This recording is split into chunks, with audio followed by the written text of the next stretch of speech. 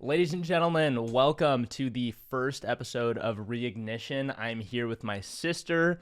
She has helped me create this. I wanted her to be first. And for those of you watching, we are sitting here in her apartment in Long Beach, California. It has a cool aesthetic. It's not even a studio, but it looks like we set it to be one. But yeah, I mean, from the idea that this was a few months ago to now being here in the room, seeing all the stuff set up, like, how are you feeling about this? I think this is really exciting. The first time you told me that you were going to start a podcast, I was like, are you joking? Because I love podcasts. I'm constantly listening to a podcast. So I thought it would be really cool because I'm like, oh yeah, I get to hear my brother talk a little bit more and also hear your perspective on things that I don't really know about. So I think it's pretty exciting that you are chasing your dream and doing what you want to do right now in your stage of life. Yeah, I feel the same way. It is exciting to be here, to actually have this thing set up, to be officially recording the first episode of this.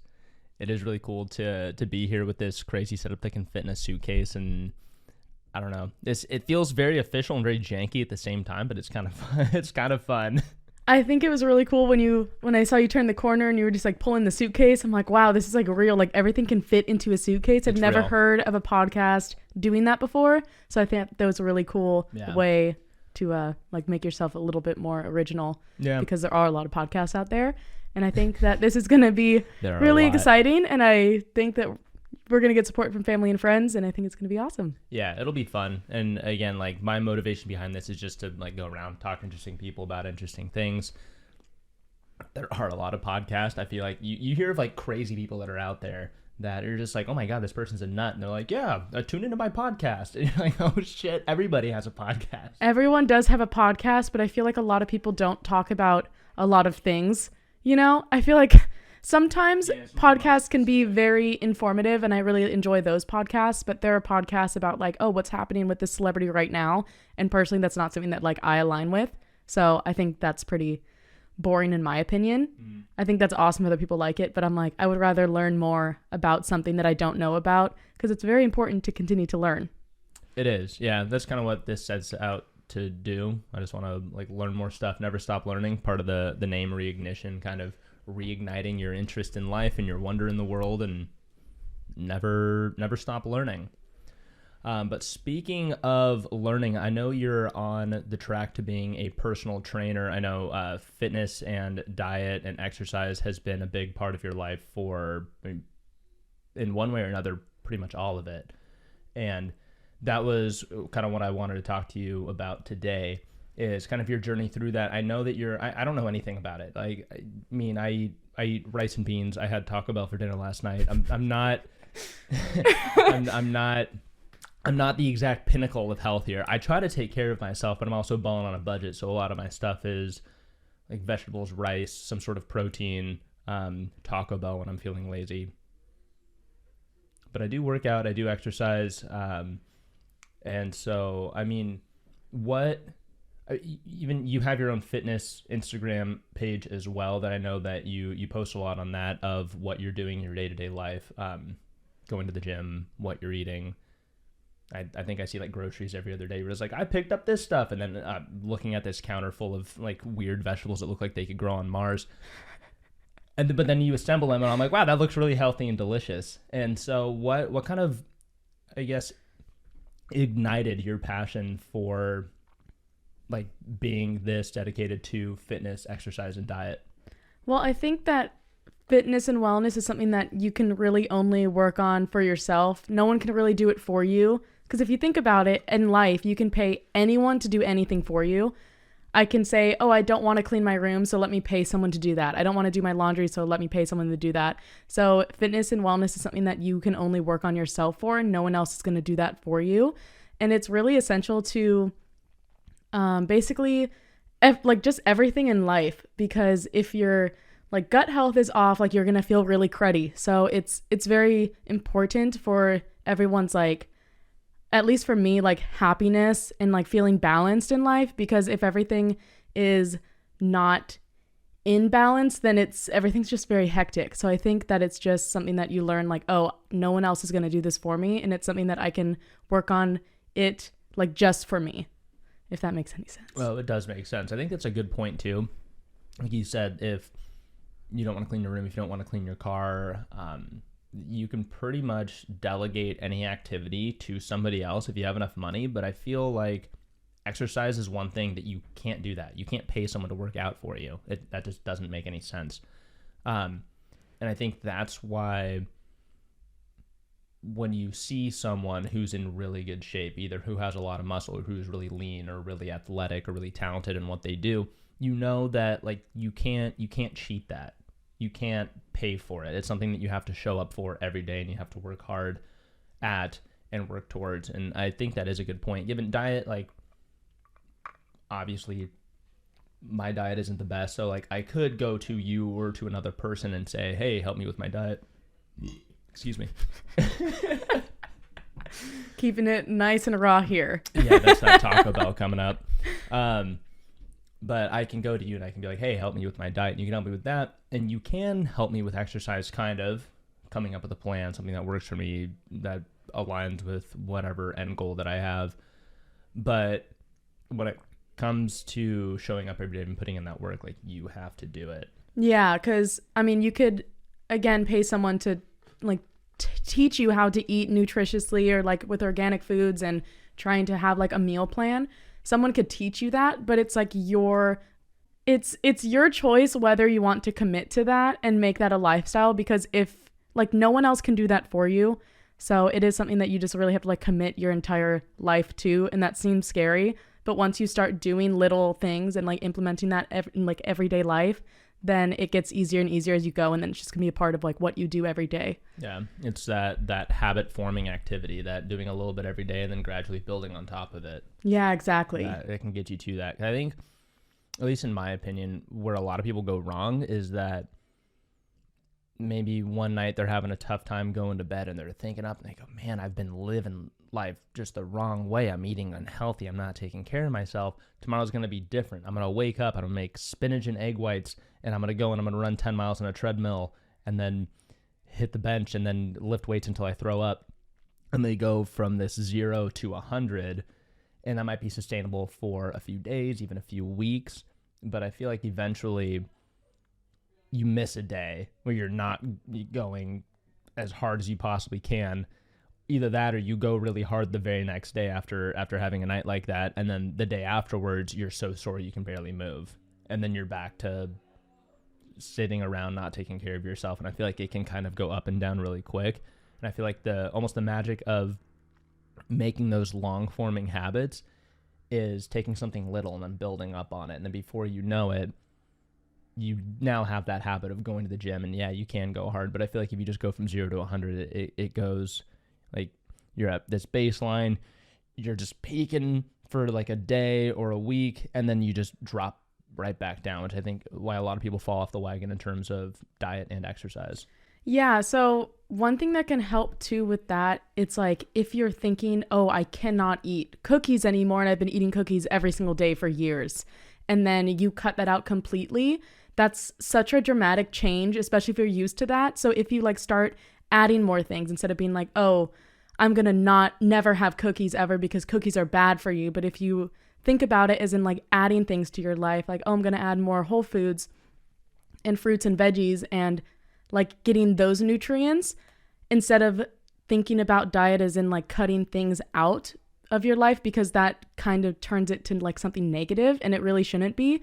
So it's all just kind of like a perspective on, you know, if like how limiting you're going to be to yourself, because you should never feel super limited with anything, whether that's like diet or exercise or even like work, like anything. You should never really feel like super, super limited and confined, because life's a little too short for that.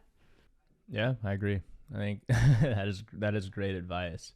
I really do like that. And I know right now you're working on it's like a personal trainer certificate. Is that what it's called? Yeah, so I'm getting a personal training certificate through NASM, which is the Nutrition Administration of Sports Medicine. So they're one of the most well-known like websites to get your certified personal trainer certification from. So I'm actually going to do that. And then once I am a certified personal trainer, then I'm going to work towards my nutrition coaching, because I did buy like the bundle. They're having a sale. They're always having a sale, but it's like if you combine 2 courses, then it's like a little bit cheaper. Okay. And I always thought nutrition would be super interesting to learn. So that's what I'm doing currently. That's so it's awesome. very exciting. Yeah, because I feel like you've been focusing on your own personal nutrition and exercise for, I mean, years at this point, and now like making that education official and using that to would that be maybe like your long-term goal? Like, is that something that you want to get into, or is it just something that you're interested in learning more about? I've been interested in learning about like being a certified personal trainer as well as like a nutrition coach for a while, but I didn't really make that jump until like a couple weeks ago. Mm-hmm. So the reason why I decided to do that now is because I am graduating college, and it does take a lot of time because you have to sit down and learn about everything. You have to learn about like the bone structure and the muscle, and that's where I'm at right now, is actually the endocrine system. But it's a lot of stuff to learn. So it's like it does take a lot of time to sit down, and you do have a 6-month time frame to take the test, because after that it does expire. I'm pretty sure you can buy another test, because that would be kind of lame if you couldn't, because sometimes it's going to take longer than 6 months to learn. I think it's like 40 or 50 hours worth of information, and that's if you're like speeding through it. So it is definitely like on a time crunch. So I didn't really think that I had that time to work on that before. But since I'm graduating in like 5 weeks, which is very exciting, that I'm like, okay, this is kind of what I want to do now, especially because I am in some service learning for environmental science and policy. So it's like very humbling to be out in the field and taking out invasive species. And I'm like, do I really want to do this, or would I rather make a difference and like help people look at fitness and wellness, which is something that a lot of people look at negatively, and like help them through it and help people realize that it's like, oh, it doesn't have to be a negative thing. So that's kind of like what I'm going towards right now. And I think it'd be cool to do both, to be like a certified personal trainer, and do something for the environment as well, because that's just something that I'm very passionate about, both of those things. Yeah. I feel like you could also implement that in, like, if you do become a personal coach and you're helping with someone's diet and exercise, you can also have like environmental influence over what kind of products, like food products and even, I don't know, like merchandise or material products, like anything else that can be like environmentally friendly. So you can kind of work it from both angles. And I think it's really cool going from, I mean, having experience both like the macro environment, like what's going on around us, like you said, invasive species. I know I've seen that you were out doing, it wasn't trail maintenance, but I know you were on a trail and you were doing something out there. Yeah, so it's through one of my classes, and it's a class that's called Environmental Sustainability and Social Justice. But basically I just have to do 20 hours of like service learning or community service or whatever you want to call it. And so I chose to work with a conservancy near me. And so right now we're just kind of in the hillside digging up fennel, and it's pretty exciting. And I'm also taking a research project on, but okay, yeah, wow. So that's like what I'm doing through my class, which is very cool because it's active. So, I mean, on Wednesdays usually is when I go, and it's like a workout because you're swinging a pickaxe for hours on end. Yeah, it doesn't look easy. It's not. It's very humbling to be in the field because I'm like, people do this for hours and hours. So it's definitely like a new respect that I have for people who are outside, because like the elements are rough. Yeah, I know. Like I have some friends that studied environmental science that went into kind of the National Park Service, or something similar to it, and doing trail maintenance. And I mean, you were out there in the elements. Like you're getting dirty, you're getting like physical. It's not easy. It looks really nice when you see a photo of it, when you see like a clip of someone like at the top of a hike or at the top of a trail or out there doing something, and you go, wow, that looks really nice. And it doesn't look that hard, but then you actually go out there and it's a lot harder than you thought it was. But I think it is cool that you have this knowledge about the environment from a macro point of view, looking at entire ecosystems, and also now studying kind of the internal environment of each person. Because I know with physical fitness, exercise, diet, a lot of it has to be kind of tuned to the person themselves, just because everybody's different. Like your body will react differently to different stimulus, whether it's food or exercise. There are certain exercises that work for some that don't work for others. There are certain foods or diets or I guess overall strategies that go to that. And do you see a lot of that in your education, like how subjective a lot of this stuff can be for people? Yeah, so I actually haven't gotten to the point of NASM where it's learning how to structure workouts for people. But I mean, you can even just look at anyone. I mean, if me and you, Ryan, and let's just say we eat the same thing and we do the exact same workouts, like we're going to look different. And that's even like male to female. But like, let's just say me with another female who's around my age and around like my metabolic rate and everything like that, like we're going to be different because every body is so different. So it's not like a cookie cutter way of nutrition or of fitness or anything, because it's just, that's a little misleading, especially when people post like, oh, this is what I did to get my abs. It's like, okay, that's also genetic. That's also, what are you eating? What else are you doing other than doing some crunches and filming yourself with that? So I think everything on social media for sure like that should be taken with a grain of salt, because everyone is so different. And those videos are great to spread knowledge of like, okay, this is what I do to work out, but it's not so cookie cutter. And I think people can look at that in a misleading way, because not everyone can have a 6-pack abs, especially if you're, you know, eating like a normal human should. So it all is just like, you know. Yeah. And when it does come to that, I know sometimes people like to look at things in binaries. It's you're either 0 or 100. It's black or white. It's one way or the other. And I feel like with people, especially with our internal environments and with how subjective a lot of this stuff is, a lot of it kind of exists in a big gray area.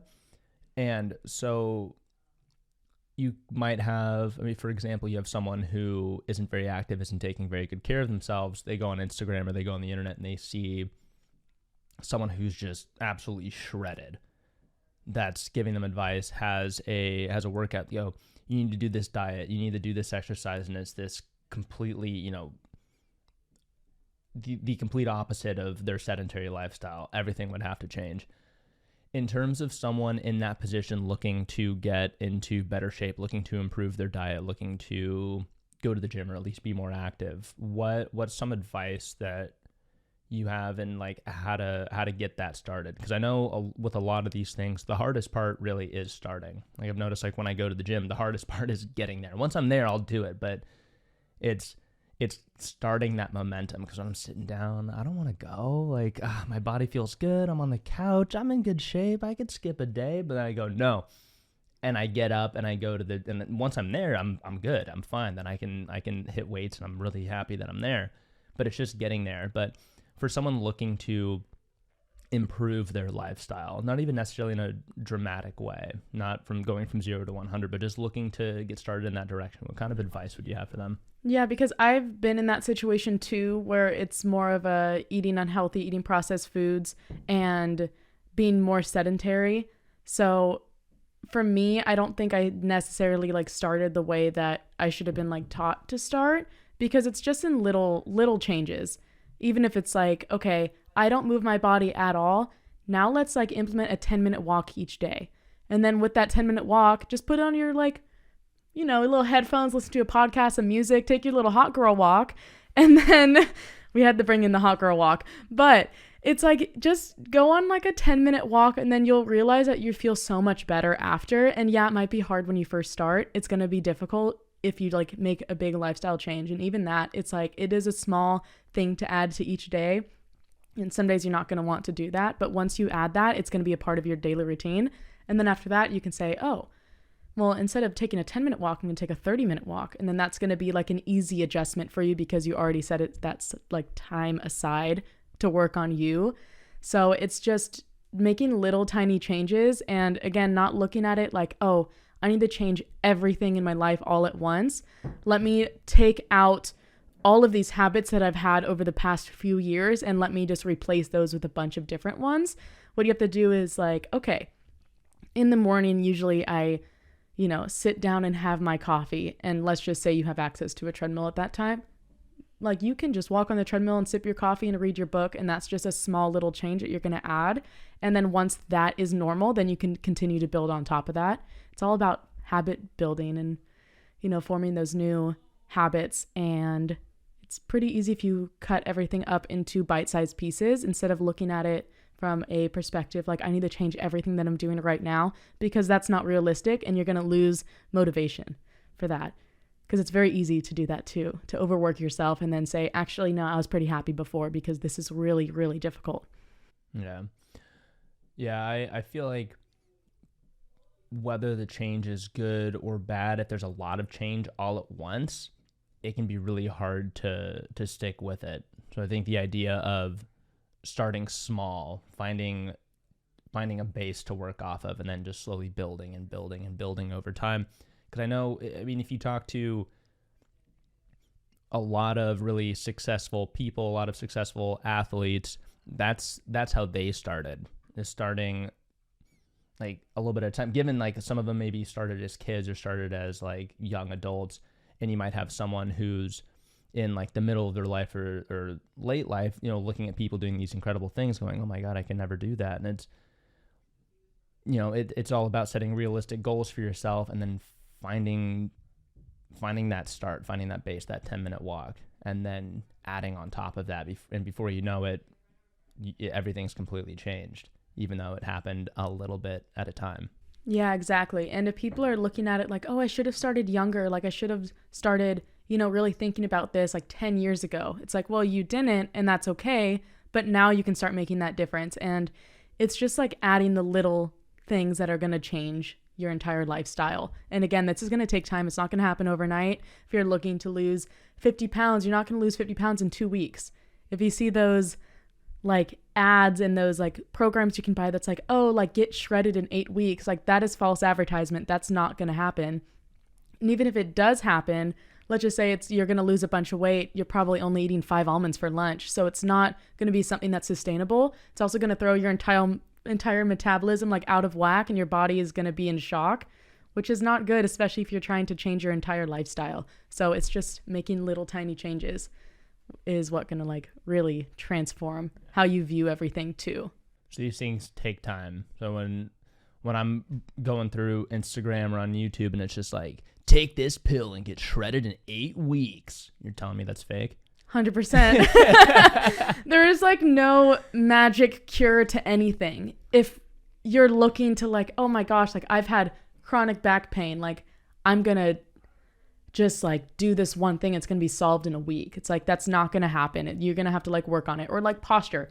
If you're watching, you can probably see that I'm slouching. I am not very good at like sitting up straight. So if I was working on that, which I should, it's like little things, and you're basically just training your body to do something different. And it's not going to happen. Like tomorrow, I'm not going to be sitting up perfectly straight. But, it's just little things like that. It's going to take a long, long time, and that is okay. And that's why you need to have like smart goals in mind, ones that are like measurable and attainable and things that are going to be made just for you. And it's going to take time. It's really going to take time. Yeah. And I'm glad you brought up pain too. I feel like, especially in the States, I feel like there's just a lot of pain going around right now. You have people who are overweight and out of shape, people who have chronic conditions, chronic pain, not just physical. You also have like the internal, whether you want to call it like mental, I don't like saying like mental illness. It's just more of, what am I trying to say here? Like there's a lot of pain, both physically and like internally within your mind. I think just with everything going on in the world right now. And I feel like improving your diet and exercise can actually have a really positive effect on both. Yes. So I actually just learned this in my certified personal training course. So weight resistance training is super crucial to improve sleep, improve insomnia even, helps with like lower the levels of anxiety and depression. And I'm not saying like people who are diagnosed with that, just people who have the feelings of anxiety and like depression, like depressing times, because I'm no expert on mental health. So it's like, if that's what you're struggling with, then I would say go seek help if you can, if you have the resources, or even just talking to a friend about it, because that's super important. But I know I deal with feelings of anxiety. I do not have anxiety. I've never been diagnosed with anxiety, but I'm constantly fidgeting and feeling like nervous for some reason. And weight resistance and moderate aerobic activity can help decrease the feelings of those things. So health is directly related to how your body is reacting to things, and for your mental health too, which is actually why a lot of people in the gym go. I know it can be sometimes intimidating to walk on the weight floor, because I was intimidated as a woman walking on the weight floor, because I'm like, oh, this is like the testosterone zone, like this is where all like the jacked men come. Honestly, everyone is so nice there, and I don't even talk to anyone at the gym. But if I was to talk to people, people are so nice. Like, everyone's there just for them, and no one cares if you're new. And if you need help, you can probably ask someone next to you. Like 90% of the people in the gym will help you and like stop what they're doing to help you. So it's not, even though it seems intimidating, it's really not an intimidating place to be, because everyone had to start somewhere. And I guarantee you, a lot of these people who are like jacked, they probably started off looking pretty goofy and using like improper form. And it's okay to start. And there's like no reason to be nervous about it, because everyone had to start somewhere too. Yeah. I think like anything, I mean, it's a skill. Going to the gym, getting your form down, getting better at working out, it's a skill like anything else. You can't sit down and be amazing at the piano overnight, or you can't sit down and be an incredible athlete overnight. It just doesn't happen. It takes practice. It takes going. It takes learning that knowledge. And I know, going back again, I haven't been diagnosed with anything, and I like that now we have a lot of access to resources for people who do struggle with mental health. And it's crazy because I am familiar with a lot of like the negative feelings that are associated with anxiety or depression, although I wouldn't necessarily call it that. It's just like internal feelings that are just negative. And I feel like getting out there, being active, even getting better at something, like gives me that sense of progress, makes me feel good. You also have like actual chemical reactions happening within your body that do help. Again, I'm not a biologist. I'm a business major, so I don't know anything about this stuff, but I do know that when you do exercise afterwards, you have those endorphins that are released in your brain. Like, you feel good after you like work out really hard. You feel really good. You feel accomplished that you went there. And it's not 100% of the time. I've definitely finished workouts and I've been like, I'm glad that's over. And it's like, I don't necessarily like I'm glad I went, but I'm not just like, wow, man, I'm really feeling good right now. Like, I left like, oh my God, that was terrible. But you push through it, and it becomes a little bit easier next time. And I think, like, yeah, you can do it for getting in shape, but you also just feel better in your body. Like, you feel better in your mind. And I think it's so crazy how effective it can be. Yeah, it helps with everything. It really does. It's like, I mean, weight resistance helps with posture. And not even that you like even think about it, but building more back muscles is going to help you stand up straighter. And like, it improves every aspect of your life, like mental and physical. Like, you're going to realize like, oh wow, like I can, push myself a little bit harder. Now when I'm walking 30 minutes, it's not going to be as difficult. Or, oh, I can now like run a faster mile. Or for instance, like, I am pretty into cycling right now. I think it's so much fun to take a spin class, and like, it's hard. It's not easy. I've been doing this for 2.5 months. It's not easy. I've never left a class like, wow, that was easy breezy. It's hard. It's going to be hard every single time, but it's like, oh wow, like I stood up for a little bit longer off of the saddle and like than last time. And then you feel good. But for instance, yesterday did not do too great in that class. That's okay. Sometimes you're going to like have a bad day. That doesn't mean that you're losing progress. It just means like that's just how your body is reacting right now. And it's meant to change too. Yeah. Man, I went to a spin class a couple months ago, and it was not easy. And I was like, okay, I'm gonna push myself. The funny thing is, it was just me and the instructor. Guess the instructor's name. It was Ryan. So it's just two Ryans hanging out on bikes. I'm in this big empty room. It's just him and me. Is And he an instructor? he was no, Oh, okay. not the Ryan that you know. Oh. It's just another guy named Ryan. Oh, that's hilarious. There's a lot of us. Yeah, there's a bunch of Ryans running around. You got to put a stop to us. It's crazy. I know. But I'm like, this guy's talking and doing everything too. So I was determined to keep up. And yeah, I almost threw up. Yeah. At the end, he asked me how I was doing. He's like, "How was it?" I'm like, "I almost threw up." And he starts laughing. He goes, "That's the best compliment I've ever gotten." Oh gosh, no, I've been there, done that. Like I think it was like 2 weeks ago, because I go to 2 different places. I started at LA Fitness just taking like cycling classes, and then I went to a cycling studio. If you're happy at the gym classes, don't go to a private studio because it is expensive and it is so much fun that you will not go to the gym classes anymore. So I go to Cycle Bar and then also Grit Cycle, and both of them are in Southern California. I don't know if they've like expanded beyond that. But it is just so much fun. The music is so loud. The instructors are so uplifting. And that's why I really enjoy cycling. But even like 2 weeks ago at Grit Cycle, I was sitting there. I have to eat before I work out or else I'm literally going to die.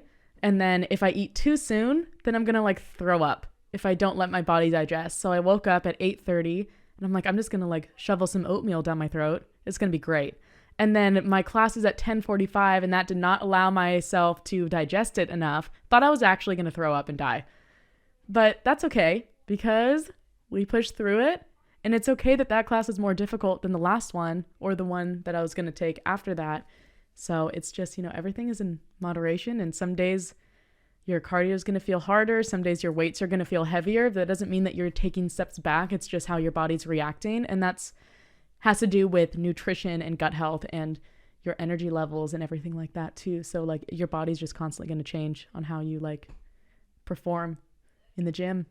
Yeah, that makes sense. And I know going back to being in the gym, about how it can be intimidating at first. Everyone is so friendly because I know you hit the gym in more of a traditional sense. Like you go to like you say you go to Cycle Bar.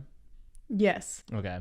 Yeah, you go to Cycle Bar. I know you have like that's just like purely cycling. I know you go to a traditional gym as well that has like weights and treadmills and all this stuff. Like when you think of a gym, and I'm actually really into rock climbing, so I go to a climbing gym, which is mostly rock walls, and they do have a weight room, and I do go to the weight room.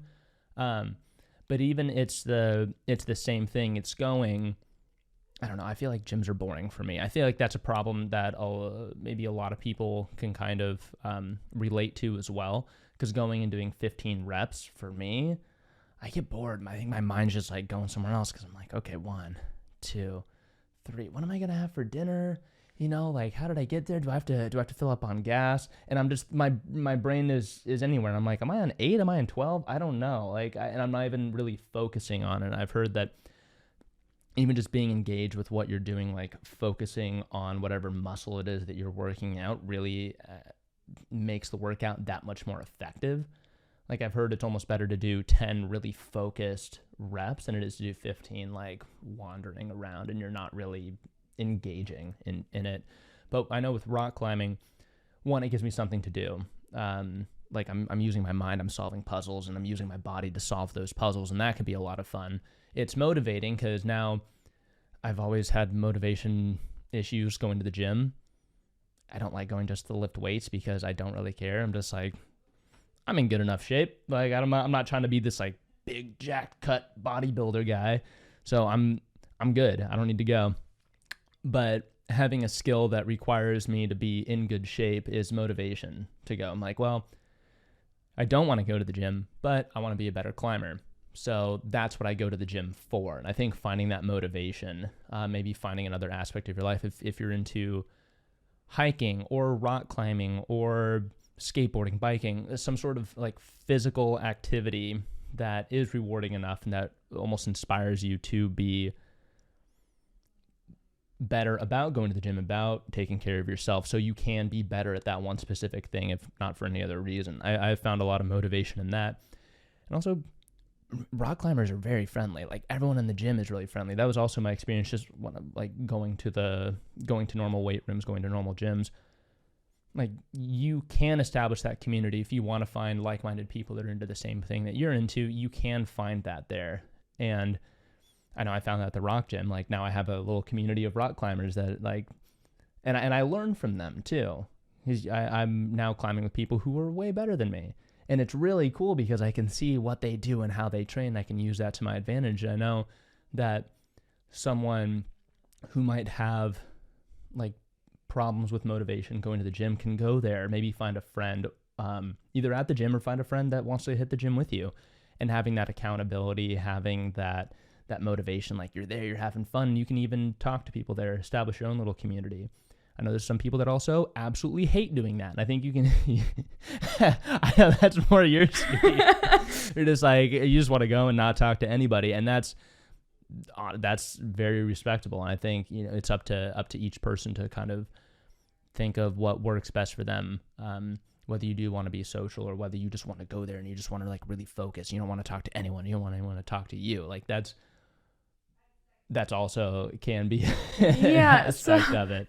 So, like, group classes are super fun because when you do feel like you need that support, like, everyone there is working with you. So there's different types of group classes. You can do, like, a cycling group class. There's, like, cardio kickboxing. There's regular kickboxing. You can even do, like, jujitsu or something like that too. They even, at Orange Theory, they have this treadmill class. I've never gone to Orange Theory. I think they're kind of like a cult. But but I've heard great things. The only reason why I don't like to go is because you do have to wear, like, a heart monitor. Because I was thinking about taking a class there, and I'm like, that is just the strangest thing to me, because, like, your performances should not be measured necessarily all the time with your, like, your heart rate. If you're doing, like, cardio, that could be helpful, but I think putting numbers to your performance is not the best thing for me, at least with, like, my mindset around it, because, like, numbers always seem to be negative. So, like, that just, I was like, oh, that kind of turned me off Orange Theory. But if you want to learn how to speed walk on incline on a treadmill, they have classes for that. They have classes that help you train with, like, weightlifting. Like, they have everything. And if you need that motivation for someone else to be working with you and to push you, then that would be a really good option too. Or, like, getting a certified personal trainer to help you with that, going with a friend again. But then also, if it's just one friend that you're going with, you're relying on someone else to go. And if you're not going to go with that one friend, if they don't go, then you're just kind of limiting yourself too. So I think that there's a bunch of different strategies to take with that. But for me, when I go to the gym to lift weights, I have my headphones in. I am blasting Brockhampton. I am, like, in there just for me. And I don't mind if someone, like, comes and talks to me. Like, someone's interrupted my workout before and they're like, oh, like, I just had surgery on my abs, so I can't do any workouts that, like, involves, like, abdominal, like, tension. What should I do to grow my glutes? And I'm like, are you saying that I have a good butt right now? Thank you so much. But she was so nice, and I don't care. I walked around the gym and showed her, like, oh, this is what I would do because this has a little bit more support on your back, so you're not going to have to, like, hold yourself up as much, or, like, the seated leg press or the leg extension, things like that. Well, that's not glutes, but, it's, I don't mind if people, like, ask me questions, but I'm not there to, like, socialize. Yeah. So I do have an RBF though. So if I'm in the gym, I'm probably not very approachable, especially because I'm just like, okay, let's go. Like, I'm about to do some lat pull downs. So, but if someone comes and asks me a question, or like, oh, like, how many more sets do you have left? Like, it doesn't bother me at all. But yeah. Yeah. And I know one thing I've noticed, like, going to these gyms, going either whether to Cycle Bar, an Orange Theory, a climbing gym, this a regular gym, or having classes, I think there's a big misconception that a lot of this stuff, like, being physically fit, requires this accessibility, like having access to these facilities to train, having access to these coaches, which does cost a lot of money. Yes. And I know, like for me personally, I find it worth it given I will eat rice and beans to keep my climbing membership. I will. See, I wouldn't do that. I That would. is crazy. I have it down. I remember I was living very minimally, and I had dinners down to 13 cents. I remember you were just eating like rice and beans for like months. It was rice and beans and hot dogs when I worked at I used to work at a golf course, and I would close, and so I'd work in the pro shop and in the snack shop, and we needed to have 2 hot dogs on deck at all times, which means at the end of the day when I'm closing up shop, there are 2 dark, wrinkly hot dogs that are left. You know, like the ones you see at 7-Eleven, you're like, those things have been on the roller since last week. Those look gross. That's what they looked like. And that's disgusting. what I ate every single night, like 4 or 5 days a week. That's not too good for you. It was disgusting. I hate hot dogs now. I can't eat hot dogs. But I mean that's me personally. I would do that again if it made the difference between keeping my climbing membership and losing it. But I know there are people that aren't that motivated, and I know someone who might already be struggling with, especially now, might already be struggling with their personal finances. They don't have a gym membership, and they're looking at gym memberships going, Jesus, I have to pay $35 a month just to have access to this building. Like, that doesn't even give you access to the personal trainers because they're another, however, X amount of dollars per session. Then you have different levels of memberships. You might not even be able to access the entire gym with that. And just like someone in that position that goes, I don't have an extra $20, $30, $60, $90 a month to throw towards a gym. Like, what are some, I know there's a lot of resources online, but someone in that position who's just looking to get something started, maybe like get into better shape, do some things at home or around their neighborhood. What would you say? What is a good way to go about that? A good way to go about that is probably just to start with walking, and you could do like body weight workouts like air squats and push-ups and like basically just everything you could do at home. You could even get like soup cans or gallons to do bicep curls. But in general, I think most people have like $10 to $15 to spare, and whether that would be, okay, instead of buying this apple, I'm going to buy this apple on sale, or, making those like small changes too financially. Because I know when I shop, I'm like, why would I pay $9 for grapes? I just did last week, and I didn't eat a single grape. But I didn't realize that was the price. I thought it was $3 for the whole bag. It was $3 a pound. The bag was 3 pounds. And then right when I scanned it, I'm like, you know what? That's fine, I guess. So, cutting out some of the things that can be more expensive for alternative foods and activities and clothes. And because I think it's pretty important for like fitness. So even if I hate Planet Fitness. Planet Fitness is the weirdest gym I've ever been to. That's a great place to start though. They're open all the time. They have treadmills, they have bikes, they have Stairmasters, they have free weights. They don't have barbells, but they have Smith machines. So they have like a lot of the basic equipment that you would need to start off, and that's $10 a month. And even with that, okay, don't get your Starbucks this month, or twice, like just 2 times, because each Starbucks is like $5 to $6. Yeah. That's a gym membership. So it's just kind of cutting out some other things in your life. If you're like, oh well, I go to work and I usually go out to eat for lunch. It's like, okay, then like bring a sandwich, like invest in a $5 lunch pail from Target, get a little ice pack. They come in a bunch of like a container of like 3 ice packs. So you just need one little 3-pack. And then now you can pack your sandwiches, and that's going to save you a lot of money too. So I think there's a couple things that you can like cut out to get yourself access to weights and everything. But if you're really struggling, then you could just use gallons of water. Honestly, it's pretty easy. And there's like probably YouTube videos on how to like make an at-home gym with things that you have. There's also, again, YouTube. You can look up Zumba classes. You can look up a cycling class. I've done that. If you do have access to a Planet Fitness, they have bikes. So you can just like look up a video and do a cycling class in Planet Fitness. And it's $12 a month, and you have unlimited access to cycling classes just because it's on your phone. So I think YouTube is also a great resource. Yeah, I agree. Because that is free. I agree. I know I use YouTube a lot for at-home workouts, just finding things to do with body weights. I do guided yoga, guided meditations. Pretty much, I don't know, like anything I'm trying to learn, even like within fitness and even outside of fitness. If I'm trying to learn how to replace a component of a dishwasher, you can find it on YouTube. If I want to learn how to treat my body well, you can learn it on YouTube. And so I think there are a lot of really good free resources out there. I didn't even think of like gallons of water. That's actually a great idea. Yeah, because those are heavy. Yeah, they are heavy. So like you can really do some good things at home. I just personally couldn't because, and we were talking about motivation earlier. Motivation's tricky because you will have motivation at certain times of your life and other times you won't. So consistency is what's more important than motivation. Yeah. So I tend to have a lot of motivation right before I go to bed.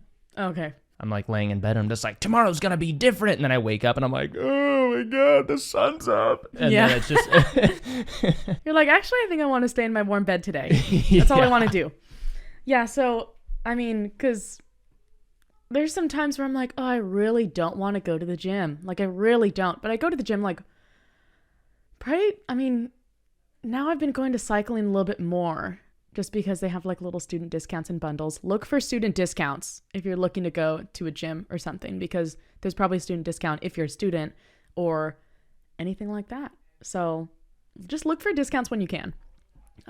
But so I've been going probably like 3 days a week to cycling and then only like weightlifting 2 days a week. And that's not what it was a month ago. So it's going to constantly be changing. And so consistency is more important than motivation because motivation is going to be depleting very soon because that's what happens. We're human. We're not going to be 100% motivated all the time. So consistency is like where it's at. So once it becomes a part of your lifestyle, even if you're like, oh my God, it's raining, I really don't want to go outside of my house today. But then it's part of your lifestyle. You're not even going to think about going to the gym. And like one day, if you just start going to the gym and every single day it's a struggle, one day you're going to be like, oh, wait, I didn't even think about going to the gym. I'm just here now. And I know that happened to me too. And it takes a while to get there, but you're like, oh, like I didn't even think about like, oh, I didn't have to like talk myself into going to the gym. You're just going to be there. You're just going to show up and you're going to be like, oh, wow, that was really easy to come here. And some days maybe you're going to go back to thinking like, oh, I really don't want to go today. But if that's a part of your lifestyle, you're going to like continue to show up, especially for yourself, because that's super important. Mm-hmm. Yeah, I think on that note too, even if you do have a day where you slip up, where you set out to go to the gym and you don't, I think it can be a slippery slope of people then completely reverting and they go, oh my gosh, I'm the worst. I didn't go to the gym today. There's no point. I'm just going to sit down and like completely revert back to whatever you're doing before, being sedentary, not taking care of yourself. And I think when something like that happens, it's important that you realize that nobody's perfect. People make mistakes. There are days that I set out to go to the gym and haven't gone, but I don't look at that. Like, I just look at that and go, wasn't my day today?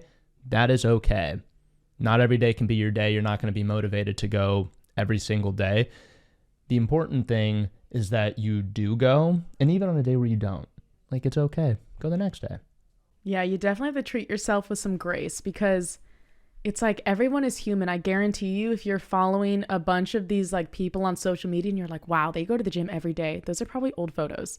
No one goes to no one goes to the gym 7 days a week. And if they do, they have a problem because it's so important to let your body recover too. So, I mean, I've had those days. It's like, oh, unexpected rest days.